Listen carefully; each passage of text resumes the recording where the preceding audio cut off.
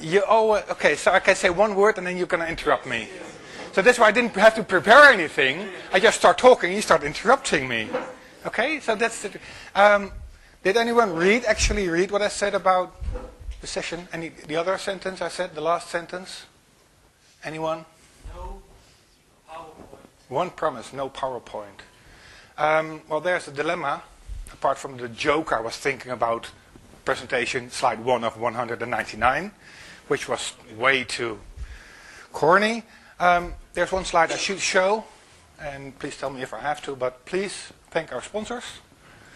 And I can call them by name. I don't need a slide for that, but I have got that one slide if you want me to put it up. Which other theme is Versoft, Ronald Bekelaar. Microsoft Learning, LEX, Learning Experience. And the one I can't remember the name. Please help me. Do I need? No, Versoft, I mentioned it already twice now. Microsoft Learning twice. And I mentioned it, Veeam. So we mentioned it twice. Sorry again?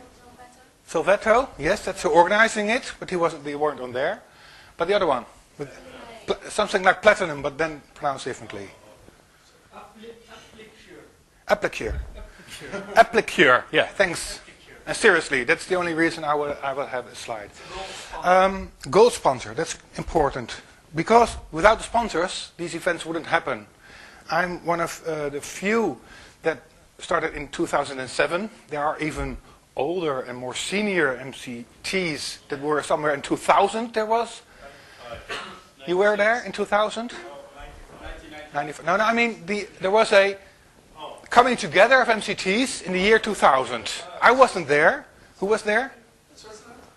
I don't remember. 2007 was in Switzerland. I've been in the new, and somewhere around 2005, people asked Microsoft, why hasn't it happened? Hasn't it happened? No, it hasn't. Okay, so Microsoft Learning did this type of event in 2007, 2008, and 2009, and then they decided to stop. And then we, as a community, decided we want to come together and do these type of events as a community. But the community doesn't have any money, so we need money, and for the money we need the sponsors. So seriously, we thank the sponsors to make this possible. You also have to pay a little bit for the cost, and that's why half of the people here, they speak. Because if you speak, you have to pay your own trip and your own hotel, but you don't have to pay the entrance fee. So that's the trick. Next year you can all sign up, and then there will be a lot less slots to be filled. But seriously, you know my name. Where is it? That's the only thing I should write down. So I was thinking, what can I do at these events? And usually, apart from asking a lot of questions, being very critical, giving feedback, and sometimes they like it and sometimes they don't, I noticed that I talk in between the sessions or after the sessions with MCTs, and they pose questions. How do you do this and how do you do that? And those usually, they are here to learn from other MCTs. And even I've been training for 28 years now, and even every training I deliver, I still learn. Every colleague I meet, I learn from. Not a lot. And it's very difficult to change your ways after so many years. It's difficult, and for me it's very difficult to go to a soft skill session and open up and accept everything they say. It's very difficult. I try, and usually I fail miserably, but I always pick up one or two things. I pick up always, every time. So, and actually I like that. I like sharing. We like sharing our technical knowledge, but I start thinking maybe I should be able to share something. So, I had an idea for a session. I had several ideas, and the whole issue is, if you have an idea, you've got to put it on paper, because it has to be on the website. So I put it on paper and I said, what was the title? You were real life classroom scenarios reenacted by you. So the young people, you can see how all the old people, they can all show you scenarios from, I told you, I warned you, if you come in with more experience, you are going to show me, and I can be the trainer, I can be the annoying student, I'm very good at that, you know that. But the point is, I want to know what you are and that's why I want you to have to in front. What are your questions? What do you want to know? And I've got a couple of scenarios, but as you learned, if you were in the earlier soft skill sessions, if you ask a question, how long do you have to wait? For New York American people. So, how long have you got to wait for Dutch people? I know, because I'm Dutch. 3 seconds. 3 seconds, yes. But the point is, seriously, well, something we learn is there are a lot of Dutch people, like me, like a lot of trainers, who respond quickly, immediately. But there's also part of that group sitting there that needs 9, 10, 15 seconds. It's our job as a trainer to facilitate them too. So, annoying people like me that just shout out, if I have a 5-day training, I let them note, I note them the first 2 days, and then they say, I got a question, and you're not allowed to answer. You have to wait. So that's the way to do that. But I honestly asked a couple of people from the other countries, because I'm Dutch, I'm very Dutch, I've got a lot of experience in Dutch, I did some trainings in Sweden, I did even one in Germany for Americans. And if you ever had problems with your score, the 6, just do one training for Americans. It'll go sky high. You're fabulous, you're terrific, and you'll give you all 9s, 10s, 11s, whatever. That's easy to raise your score. So seriously, Denise, may I ask, British people, all the normal stuff, they're very polite. But if you ask a question, how long do they need? You have no idea. You never ask questions? I ask questions all the time. I agree with Seth actually, because because I do a lot of young people, we actually say with young people, Yeah. give them 9 seconds, Yeah. 10 seconds before they can respond, as well as they think about it as well. So I guess it depends upon the audience really, how long you give them really, but you know, if they're professionals or whether they're somewhere in between. If you're not getting any kind of reply, I tend to rephrase the question. Exactly. Just in case How long? I didn't say it very well. My question was very sincere. Why 9 seconds? And his answer was about why it was all the way up to 9 seconds. Part of my question was also, not more than 9 seconds? How many more seconds? That's what I'm talking about. 15 seconds, I don't know, when is it that the uncomfortable silence starts? People start looking at each other. What are you going to do? I just leave the room until someone answers? So, but again, let me rephrase the question. What do you want to know? Do you know what you want to know? Yeah? What makes you a good MCT? What makes you a good MCT?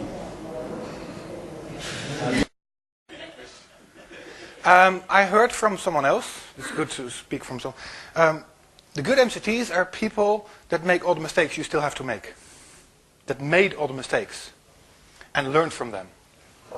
From a technical point of view, I say to my students, it's not bad to make a mistake. It's a waste to make a mistake and not learn from it. We all make mistakes. Accept it. I hate it. I still hate it. I always hate it and I will always hate it. But I really detest myself if I don't learn from that. And it happens again. That never happens to me. No. If I make one mistake, I'll never make the same mistake again. Yeah, because I think that's my problem. I'm kind of like a Perfectionist? Well, that's a good start. If I make a mistake, then I think the whole day. I cover it up before people find out. Yeah. I fix it before people realize. Don't let them see that you made a Mark is too mistake. polite. What country are you from? What's your original? We see consensus before we talk. Rob Fournier, very well-known MCT in America, taught me one thing which was very useful. He says, you know, they tell you when you present, people hear very little. Demos raise the attention already, but most people don't. You're still losing about 2/3 or half of the classroom, which is not really paying attention because demos always work. Says if you really want to have your class engage, introduce an error in your demo. And when suddenly they see it crash, they're like, ooh, how does he fix that? What's the trick here? So errors, to follow up on what Luc was saying, errors and mistakes are a good thing. Yeah. So what errors and mistakes should we do quickly as soon as possible? I have no idea.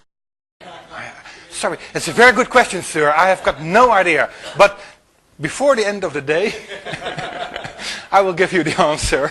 And I'm going to ask my colleagues, yeah? I won't say a mistake as such, but like a wham demo right at the beginning, like, hey, let me show you something cool.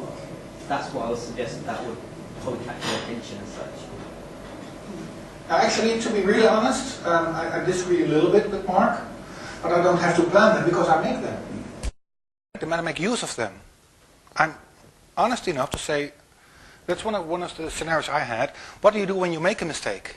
Well, you make them think that you planned it. And you Yeah, and that's exactly. But that's exactly where I like that there's so many cultures, because it's a personality I have. If I say, "You look very lovely today, Denise," what do you think? I think, what do you want? What's wrong with me, or what's happened? So, the way I tell these things, believe me, there is some cynical tone of my voice or something. So if I say that I planned it that way, no one believes me. And then maybe that's exactly what I want to achieve. So is that a bit of an answer?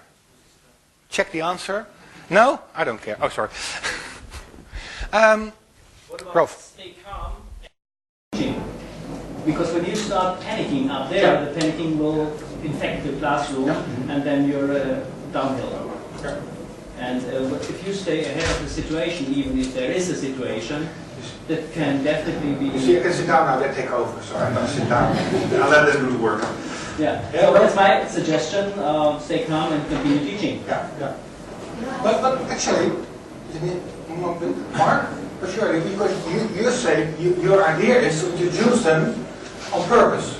Right, and the primary reason is that now I can feel that the more mistakes I make, the better MCT I am. That's the primary reason why I choose that. Joke aside, in answer, when you have a problem or a mistake, the mistake we tend to do in handling it, in my view, is that we try to focus on the mistake and start resolving it. At all times, keep the classroom engaged. So if you have a problem, ask them, okay, what do you think of the problem is? Make it part of the learning experience, okay? Don't exclude them at any time. If you cannot resolve it after a certain amount of time, then do as Luc said. I'll look into that later on. And you can combine these two, because Rolf says, stay calm. If you don't stay calm, you tend to focus on the problem. In the first couple of years I trained, I had a very good mentor.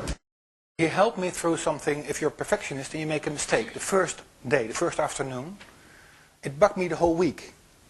And that was terrible for me. And I never thought it was a good training if I even make one mistake. That was something I had to learn how to resolve that for myself. My students didn't notice it, but people who knew me knew I wasn't feeling well after that first mistake. So that's the danger of being perfectionist. But I think it's better to be a perfectionist and learn how to work with that than not caring enough. I think we all must be, in a certain way, a perfectionist, because you're telling other people how to learn it, not to do it, but how to learn it. Part of it is how to do it, how to approach it, how to make sense of all that stuff you're going to tell them. There's a way to do it, and your way is a good way. You should be convinced of that. Maybe you shouldn't be convinced that your way is the only way or the only good way. And that's why I'm saying I'd like to have some others in here. I was hesitant at first. I didn't know how many people would come in. But we learn from each other. That's why we come together. We learn from mistakes. I learned from Mark. Introduce a mistake. Well, maybe I make so many small mistakes I don't need to introduce them. I don't know. But what I do know, on a technical level, in the products I teach, I sometimes make a mistake in a demo. It doesn't work, and I say, well, let's together figure out what went wrong. And because I understand the product, and I can figure out the problem quickly and resolve it, then usually they say, well, that was very interesting to see how you did that. And then you learn the trick. Okay, so I'm going to use that same mistake again. But if you did it 5 times, I lose my interest, and I try to figure out a new mistake to make. So that's... Mark? And this unfortunately has happened to me a few times, is when instead of a demo that you plan working and then fails and then you can use the mistake, is when you say, okay, and now if I do this, you will see the system fail, and the system works perfectly. And then had that happen. Ever had that happen? No. In the class will have an answer to come up with a solution to whatever problem you're having. But often it's without like real basis of the behind the scenes working of the product, because you as the trainer have, you know, that extra knowledge and things. That's why they're on the course, you know, to learn more. I think you're underemphasizing this subject. It was one of the 5 topics. What do you do with a difficult student? And then we started talking about that. You've got so many difficult students. There are very few non-difficult ones. He talked about before the easygoing ones, but if they're easygoing, they can turn around in difficult ones if you get the other ones more attention. We talked about that earlier. My idea was to talk about the difficult student disruptive, which, like me, like I said before, I'm a disruptive in sessions, but put it more, come on, and go back to the basics. What are you saying? What do you do with a difficult student? And then you said, which situation were you? Like whenever you're dealing with something, there's always somebody that, you know, thinks he knows already, you know. But you don't mind if I beg to differ, because you said you are supposed to know it all or know more. I now know you agree. You don't have to know everything. There are always students who know more on a specific subject or on the whole subject than you. So I'm not trying to know more than my students. I'm trying to understand more than my students. And that's understanding, that's a different level. And we even had a discussion about, do you really need to understand all the technology?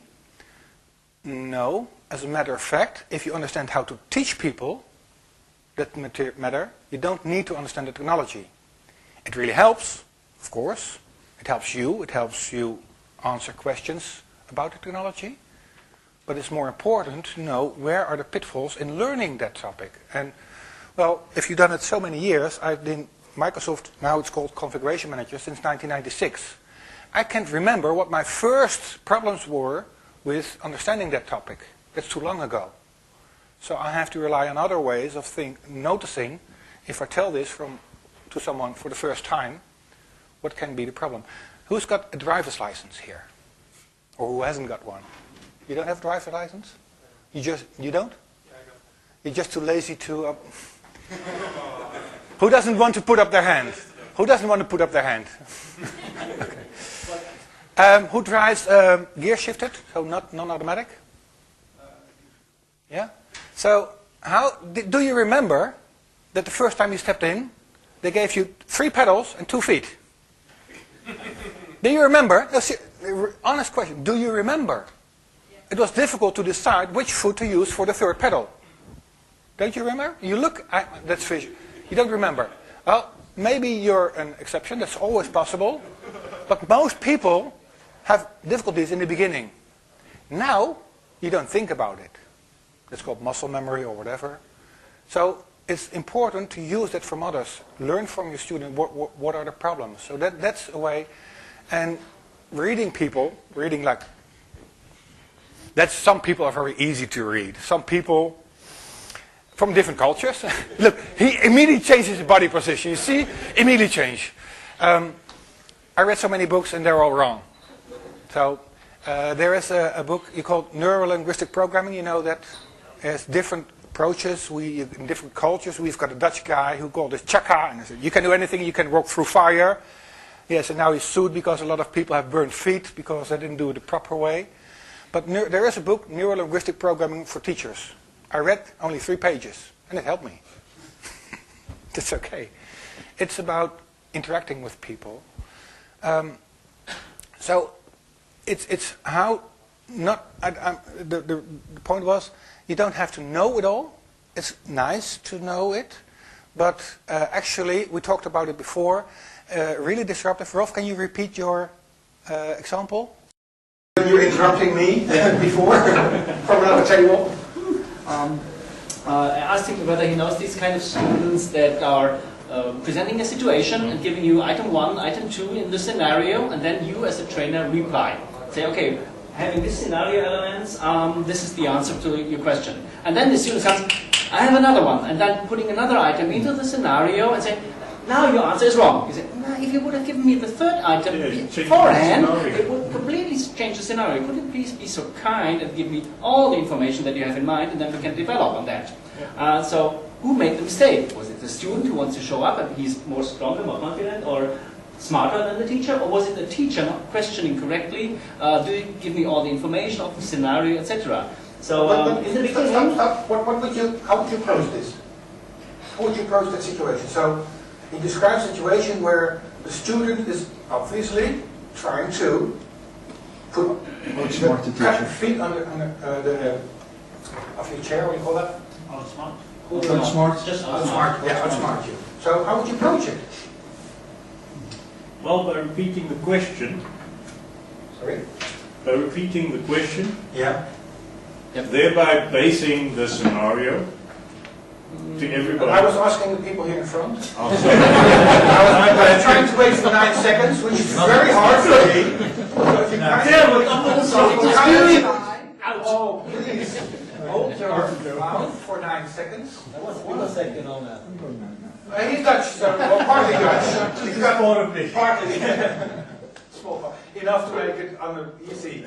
But okay, let's use this experience. Time. You started thinking. I could see that. Did you have enough time to think through my question? No, not really. Not really. I have to translate my Dutch in English, so that's different for me also. But I think I would do the approach of Seth. Yeah. Say, well, okay, that's a good thinking. Well, yeah. That's good for you. Checking. No, that's good for you. Okay. The other one. Can I ask every of the front row people? What would you do?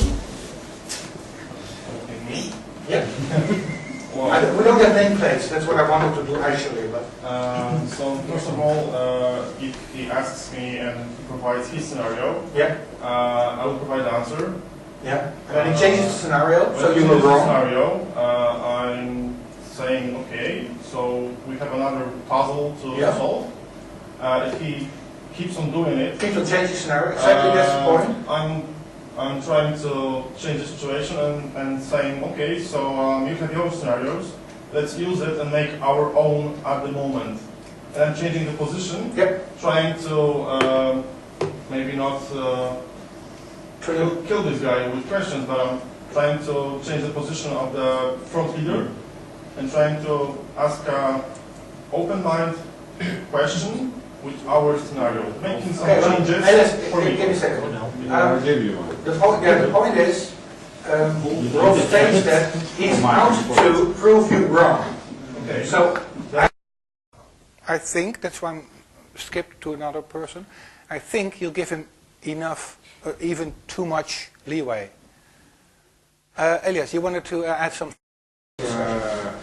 During my cell phone training sessions, I have a lot of time discussions that I have this item, the second time, the third item. The truth is that the 2 or 3 first times I was messed up in a situation that the students tried to outsmart me. Yeah. What I actually do from my experience now is that I don't address question immediately. What I'm doing is I'm writing that we will have a talk with the name of the student for this example, and as soon as I feel that the class is tired and they cannot evolve with me, I'm just starting a talk with them about this problem, and I'm giving the lead to the guy who tried to outsmart me. So he will have to present the whole stuff, and the rest of the class will have to evolve with him and try to understand what he's talking about. So, because I'm having the involvement, even if we don't produce the right solution, everyone was involved in that. Yeah, that comes with experience. That comes with experience. I can tell that the first 2 or 3 times I was in a very difficult position. Even I had one student that had right on the MTM and talked to the CPLS that this trainer doesn't know what he's talking about. He gave me the wrong solution for my problem. Luckily, it was a CPLS I'm working with very often, so I didn't believe him. And they came back to me to ask me, but try not to answer immediately. Try to put it aside and come back to it. You should come back to it, but try to involve the whole class in that situation. You agree. Ask other cultures. Doesn't work for me in the Netherlands like that. Do you agree? Do it differently, and that doesn't mean it's not good for you. You have experience. You tried these things. I'm asking all of you, where are you from? I like his answer that he says, okay, I want to get into control again, because it has a tendency for this guy sitting there to steal the group. Yeah. And when he gets into control again, he can, for example, do what Elias said, put it to the side, and just be the leader again. Because when they're coming to the class, they want the best of the best of the best. And if you don't prove that you are, they will afterwards go and say, okay, you gave me a shitty trainer. Yeah, so I never had that problem. That's why I'm postponing it to a time that they will all be tired, and I want to get them involved in that. And I'm not doing that in Greece, actually, because if you do that in Greece, you're going to get city marks. Yeah. But I'm doing that in other countries. I'm delivering training. Session, you're from? This culture you're talking from? I'm honest, serious. Well, no, sorry, so I'm just going to add a bit to the mix here. Okay, so I think a lot of people know I teach young people as well, so 16 to 21s as well. So my question to you, of this case of, do you think, for me, peer pressure will work in that sort of situation? Like other people will shut that person up, say, hold us, we want to actually move on now, thank you very much. Could you not use that as well? Depends on the situation, to be with a polite question. If you have already a little bit rapport with the group and have a good feeling for that, you can open always up and reflect the question that this person gave to the group and say, what do you think about this scenario? Please join in and make it a team thing again, that you're not in a one-to-one situation with the one and he's bashing you. But that could end up in an argument, I can see that. If it develops, how do you finish an argument? How do you finish an argument? I think that's why I'm asking all of you. It's very constructive about it, I think. But I'm doing the situation, and I'm not advising you to do the same. So you want me to be wrong? Okay, I'm admitted, I'm wrong. That stops it immediately, but that works in certain groups. I don't do that every group. You cannot do that. It's one individual that does it. It's a group where you can do that. So that's a way of taking. But what you're saying is what you try to do is reverse the situation, and that's what you have to do. That's good. How you do it? Well, we have until 5. So if I just sit down and I let them talk, the time is gone. So they're all right. We're all right here. My question was to you, and I tried to give you 9 seconds, which I failed at miserably. Sorry for that.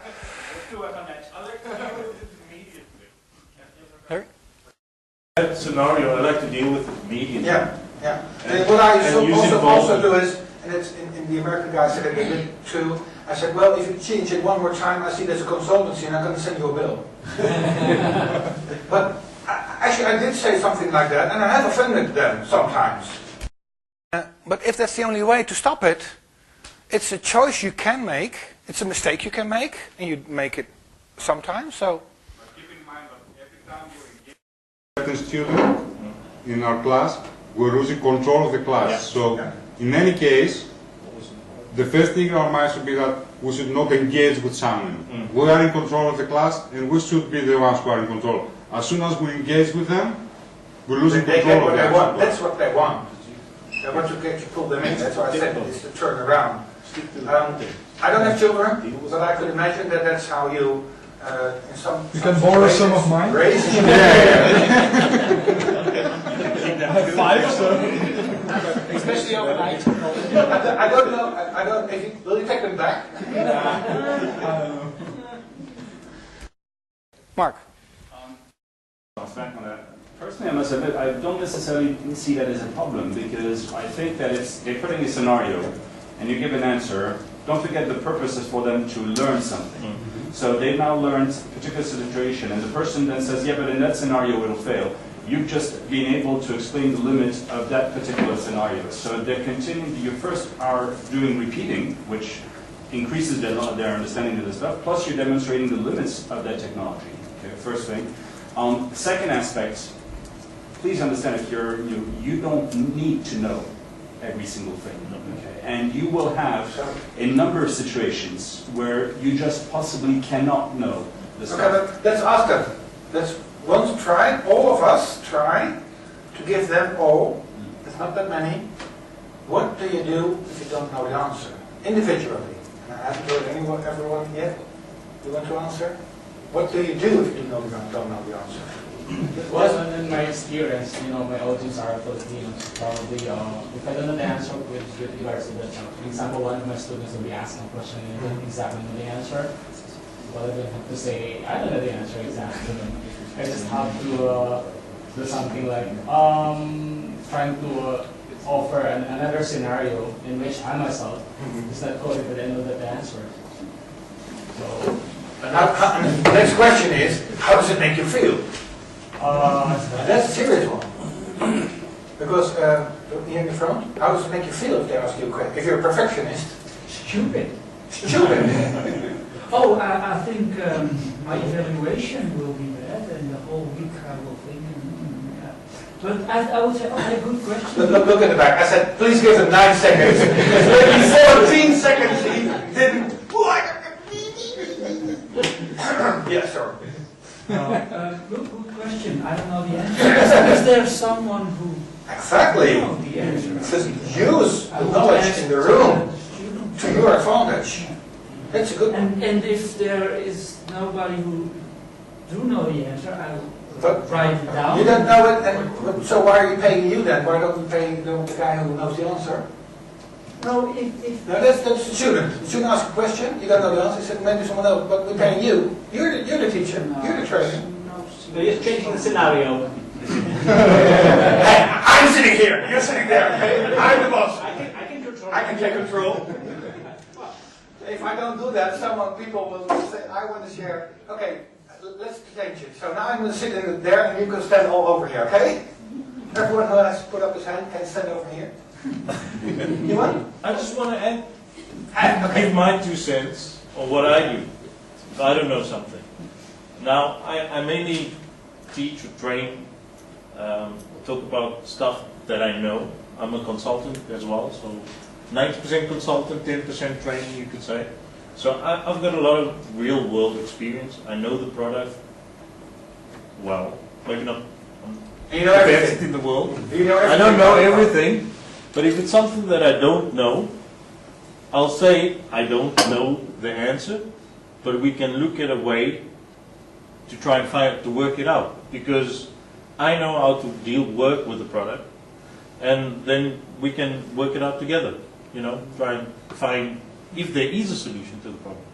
Maybe there isn't. Maybe you can simulate it with your labels you have sometimes. I mean, you can always come up with a solution. It might not be the solution that the guy is expecting. Like sometimes I'll say, well, you gotta look and see, is it worth your while to reinstall or redo something than to sit for 5 days without a solution? So, there's could be different answers to that. How long have you been training? Serious question? Off and on for the past, since 95. 95. Now, I'm seriously thinking, maybe I'm in another stage. A serious question to the people in the back of the room. After they ask you a question, and you honestly said, I don't know the answer. Make it clear you don't know the answer. And in the beginning of my training, I always say something that's, the American saying, assumption is the mother of all.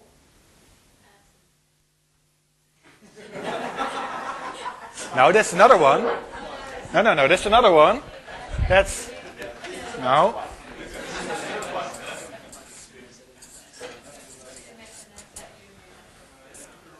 Now, assumption is the mother of all foul-ups. Usually, one of my students says fuck-ups, and I'm not allowed to say fuck, I think, because I'm from the older generation.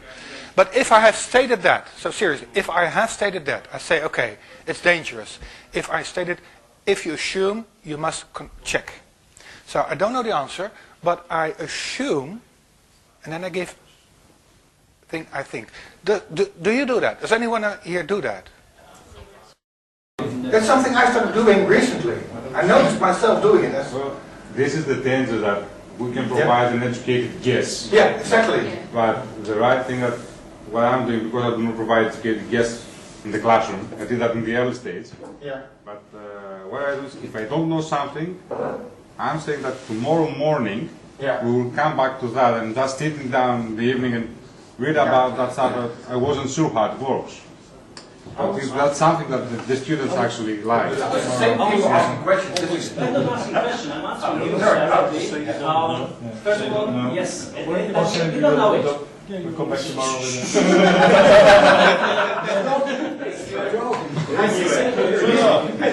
First of all, yes, admit, we may agree on that. But the second is, we are not only selling bits and bobs of technical stuff and saying, tweak this registry here, make this configuration setting there, but we are also teaching them methodology. We're teaching them how to do things. And if you tell them how to approach a situation, solution finding things, for example, getting the right help, getting the right websites to look at, etc., this is also part of training, because people may ask you this question because they don't have this solution ready. And so it could be two things. Look it up on the internet, find the registry hack, or say, okay, now we find step by step by step. Even maybe with the team of the cloud thing here. And I used to did that answer your question? Is there a scenario when you say, well, I'm sorry, but that's out of the scope of this course? And, or do you always say, well, I will find it out? So now I'm in control. So what I usually do then is, seriously, outside the regular class hours. You have to, as a trainer, you have to decide, is this valuable for all students or enough students to do that, to take time away from other subjects possibly. I said I could do that in the coffee break or in the lunch break or after 4:30. And that's a way of doing it. But I want to go back to another situation. What I said before, it was a bit of a trick that Rolf said. I asked you because I really wanted to know. That's a good thing about being a trainer. You can ask questions and you get feedback. I do that, like I said, I assume, when they ask me why. Not how or what, not exact questions where you can have an answer, you can find it. Why does Microsoft, why doesn't this, why? And then I say, I give an educated guess. I say, I cannot give you the answer. I'm not the one who developed it. You have to ask Microsoft. If they get me 10, 20 questions like that, I can just fill up by saying, you shouldn't be asking me. I don't know the answer because I didn't create it. I don't know why they did it like that. And then you can say, well, maybe the reason is. So I wanted to follow up on that. Changing part of the information. But do you do that? So, okay, so it's a different way of saying it. Escalate the problem. Yeah, exactly. It's but.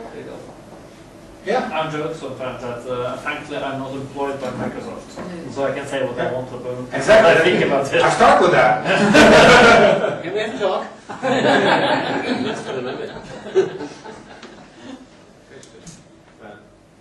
Sometimes I have some MCT that's a geek, you know, and they want to show a lot of scenario, but they don't know the scope of the virtual machine or the lab. And it's a good idea, but if we start something, it's important to finish this job. We cannot say to the students, oh, I cannot do that because the lab is not good, I cannot do that because it's very frustrating, good frustration for the students. If you cannot show, you cannot speak about it. Very good. And also have in mind, what is the purpose of the course? One of the purposes, and you make it very clear at the beginning, is you want to enable the student to go to a higher level of understanding. Higher level of understanding, first of all, but also he wants to go to do the right check marks in the end and have a certification successfully passed, maybe. So this is also one of the aims several of the students have. So coming to that, you want to make sure that everything that is needed for him to have a successful certification in the end has to be done. Yeah. If possible.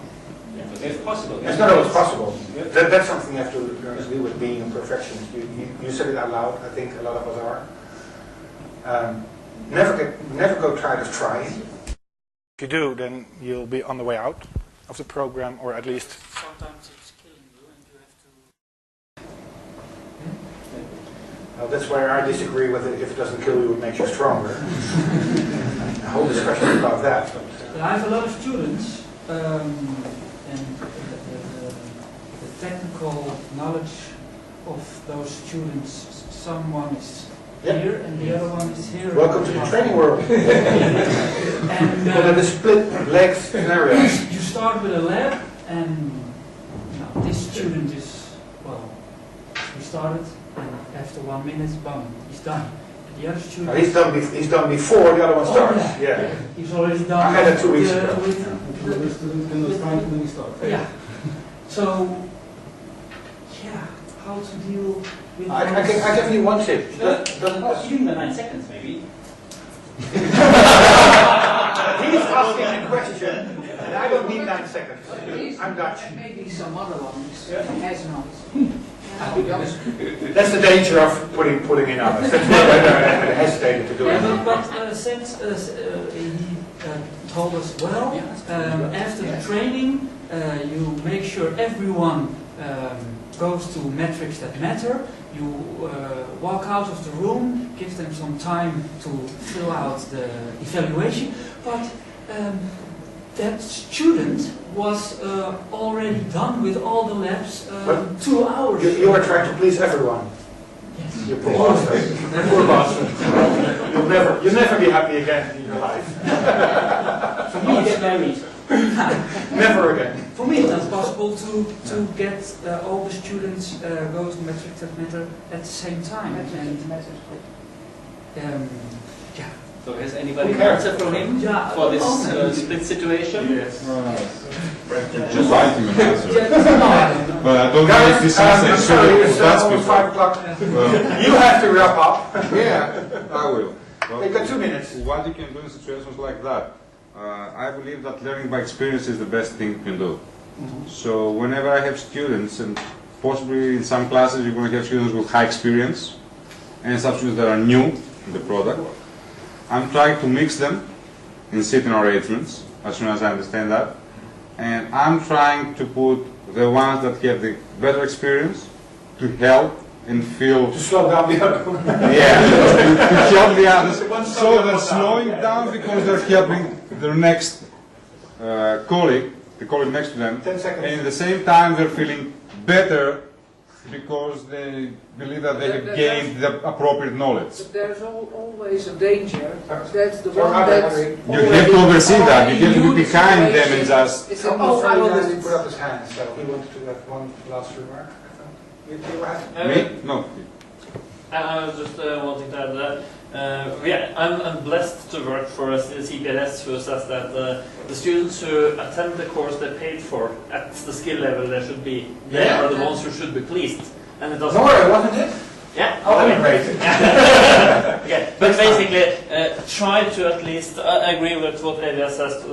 Try to. If it's not a good idea to prepare them because that person is an impatient one, at least try to get them to share some experiences and ideas from their own workplace. And you will, of course, stumble a few times when you're a new trainer. But after giving a few classes, you know the material and you know the course fairly good. You'll begin to get ideas that you can give more advanced, improved labs to those students. I've got one short tip in that situation is you can't doesn't, but tell people if you notice they are a bit lacking in knowledge, if they have problems in the beginning of the lab, to call you. Because what you will notice if they are afraid to tell that they don't understand it. And if you give them 45 minutes, and you come back after 30 minutes, and they're on exercise 1, step 2, and they don't understand what it says. That's something you have to look at. But that's practical. Are you leaving the class when they're having exercises? Sorry again? Are you leaving the class while the students are doing the exercises? No, of course not. So you can be behind them, look at the monitors, I which walk is around, the way to monitor them. Yeah, but somehow these people are very good at hiding where they are. Well, you need Another thing glasses. is, these days, I think that's a disadvantage of the new skill pipe. Because in the old days, you could see on which page they were, and they put their finger on the paper. And nowadays, I have difficulties, that's my limitation, I don't see where they are in the skill pipe, because the cheap CPLSs I work for have only got 123-inch screen. Oh, sorry. No offense. And then they cover up the skill pipe, so I cannot see where they are. Another thing is, I do it, I check, where are you finished? But if you ask it too often, it's a problem. Get annoyed. So that's something that you have to learn how you do it. That's a way of doing it. But it's, I don't care, you can do it, but it's 5 o'clock. Do you think this is a valuable session? Yeah. I think this should be, I don't care who is sitting in front. I think this is what these days should be about. Trying to get more every day we could have such a session, because your questions, you put them to me, to others. Let's try to do that more. Open discussion. It's not a presentation. I didn't have any presentation prepared. I had some questions, I had some remarks. If I go to my list, two of my 10-point list has been covered now. So I think if there's any day an empty slot, or for whatever reason, someone's sick, someone is gone, let's just go together and share this, because this is valuable, I think. And you see how much of experience people want to share. The only thing, again, the Dutch guy asked the most questions. Please, the people want to help you. And it's, I think there are, I don't know, I have to ask the organization, how many, do you know, Mark, how many younger MCs? You know most people by name of the complete organization. Yes, you do. Because he's assuming again. What am I supposed to know? Assumption is the mother of all? Yeah, exactly. I prefer the... No, I don't know. I had the feeling there were about 10. I also thought there was, at least in the North American one, there were 16 people who did the course before the MCT summit, and then they became an MCT, and then there was 16 people at least to be in a room. So that's why I proposed it for North America and for here. So I don't know, I haven't been to North America, but apparently it didn't happen. I still don't know what you're talking about. Yeah, the unexperienced MCTs. I was understanding that it was... How many are at this conference? I have no idea. You have no idea? No, Matthias or Peter would probably know. Okay. One place to continue about 6 or this 7. is tomorrow at the auditorium where I have my 50 minutes of fame. And you're happy to... Yeah. And of course this is a nicer room, but maybe somebody else wants to come here. And I have my PowerPoint slides, but the questions are the same and the situations are the same, so feel free to put it up there. But maybe you can ask Sami to change, because I think this is a better... Well, this is more open, this. The smaller we can turn towards each other, it's nicer. Okay, maybe I will ask to change. This is nice. Because most people, the other technical ones, would love to be in the auditorium. I think so. Okay.